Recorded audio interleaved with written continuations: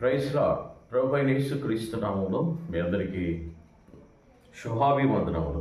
దేవుని యొక్క వాక్యాన్ని మనం ధ్యానం చేసుకుందాం. యోహాను రాసిన సువార్త 2వ అధ్యాయం దేవుని యొక్క వాక్యములో మనం చూసినట్లయితే 5వ వచనం, ఆయన తల్లి పరిచారకులను చూసి ఆయన మీతో చెప్పింది చేయుడనెను.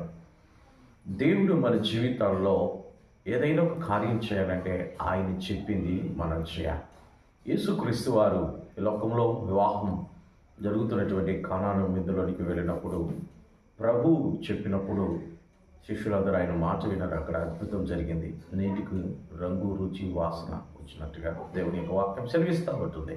కనుక నిజంగా దేవుని మాటను వింటే నీ జీవితంలో అద్భుతాలు, ఆశ్చర్య కార్యాలు ప్రభు చేయటానికి సమర్థుడు, శక్తి కలిగిన దేవుడు. కనుక మనుషుల మాటలు వినొద్దు, మనుషులు నమ్ముకోవద్దు, మనుషుల మీద ఆధారపడవద్దు.